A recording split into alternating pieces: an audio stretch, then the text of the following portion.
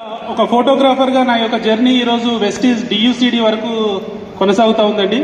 So చాలా అద్భుతమైన life. So ఈ బిజినెస్లోకి వచ్చినప్పుడు మీకులాగానే ఆపర్చునిటీ విని ఇలాంటి ఒక ఎఫ్ఆర్యు ఢిల్లీలో సెషన్ అటెండ్ అయిన తర్వాత కంప్లీట్ మా యొక్క మైండ్ అనేది మార్చుకొని ఈరోజు బిజినెస్లో మేము చాలా ఫాస్ట్గా బిల్డ్ చేస్తూ ఉన్నాము.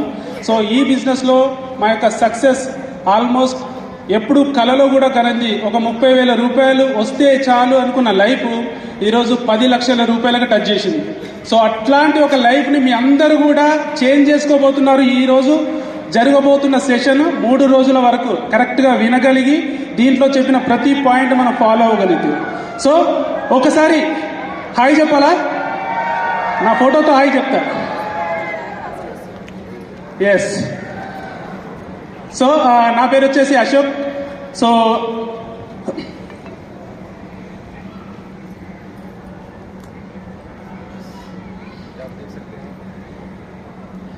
ఎస్, ఈరోజు వెస్టీజ్లో ఈరోజు ఇంత పెద్ద సక్సెస్ తీసుకోవడానికి బికాజ్ సిస్టమ్ని ఫాలో అవ్వడం ద్వారా మాత్రమే ఈరోజు ఇంత పెద్ద సక్సెస్ తీసుకున్నామండి.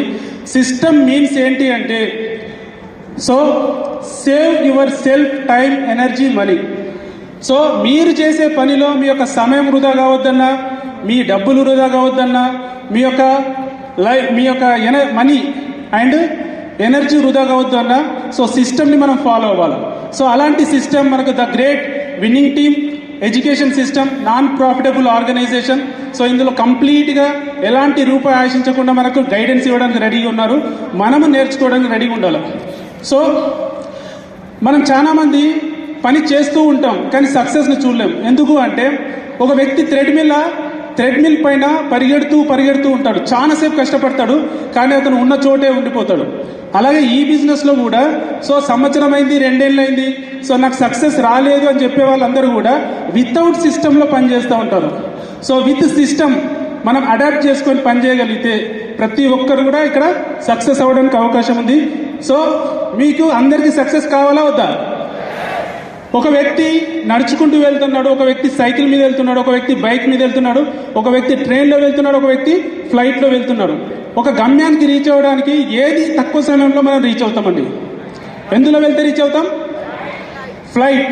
ఫ్లైట్లో వెళ్తే మనం రీచ్ అవుతాం కదా. టేకాఫ్ అయ్యింది అంటే అలా వెళ్ళిపోతాం. ఎసార్నో? మన గమ్యం ఏంటి? అది ఈరోజు మనం తెలుసుకుందాం. అందులో నేను చెప్పే టాపిక్ వచ్చేసి 10 కోర్ స్టెప్స్ అండి. 10 కోర్ స్టెప్స్. దీని గురించి ఒక విషయం చెప్తాను. ఈ బిజినెస్లో నేనున్న స్టేజ్ ఏంటి అంటే బారిల్ సార్ నుంచి డౌన్లో చూసుకుంటే నాది 10వ వ్యక్తిని అనమాట. ఇందులో నేను జాయిన్ అయిన వ్యక్తి బారిల్ సార్ డౌన్ లైన్లో నేను 10వ వ్యక్తిని. అండ్ ఈ ఆపర్చునిటీ ద్వారా మనము 10 స్టేజ్లు వెళ్తే డియూసిడి స్టేజ్కి వెళ్తాం. యాజ్ ఏ డిస్ట్రిబ్యూటర్ ఈరోజు జాయిన్ అయిన వ్యక్తి 10వ స్టేజ్లో డియూసీలో ఉంటాడు. అండ్ ఈ బిజినెస్లో మనం సక్సెస్ అవ్వాలంటే మన యొక్క అప్లయన్స్ యొక్క మాట మనం జవదాటకుండా మనం ప్లాన్ చేయాలి. అప్పుడు 100% మనం ముందుకెళ్తాము. ఇందులో ఫస్ట్ పాయింట్ వచ్చేసి డిఫైన్ ద డ్రీమ్. ఎంతమందికి డ్రీమ్ ఉందండి? ప్రతి ఒక్కరికి ఉందా? ఎస్. మీ అందరికీ కూడా మీ యొక్క డ్రీమ్ అనేది ఫుల్ఫిల్ అవ్వాలి. కాకపోతే ఇందులో క్లారిటీ ఉండాలి. బిజినెస్లోకి వచ్చినప్పుడు చాలా మంది క్లారిటీ లేకుండా వస్తారు. ఎందుకంటే మనకు 1,00,000 రూపాయలు కావాలి, 2 లక్షలు కావాలా, ఇది చెప్తారు కానీ అది పెయిన్ఫుల్ డ్రీమ్ అయి ఉండాలి. ఎవరికైతే పెయిన్ఫుల్ డ్రీమ్ ఉందో వాళ్ళు ఇక్కడ సక్సెస్ అవ్వడానికి అవకాశం ఉంటుంది. ఈరోజు చాలా మంది కష్టపడుతున్నారు. 1,00,000 రూపాయలు కావాలంటున్నారు కానీ నెక్స్ట్ ఇయర్కి వచ్చేసరికి బిజినెస్లో లేని వ్యక్తులు కొంతమంది ఉన్నారు. వాళ్ళకి ఎందుకు మిస్ అయ్యారు అంటే ఇక్కడ వాళ్ళ యొక్క పెయిన్ఫుల్ డ్రీమ్ అనేది కరెక్ట్గా క్లారిటీ లేదు. మనము ఈ యొక్క ఆపర్చునిటీలో డ్రీమ్ని మనం క్లారిటీ విజువలైజ్ చేయాలి. మీకేం కావాలా? ఒక వ్యక్తి ఉన్నాడు, చిన్నపిల్లగా అనుకున్నాడు అనుకోండి, డాక్టర్ అవుతా అంటాడు. ఒక వ్యక్తికి అడిగితే పోలీస్ అవుతా అంటాడు.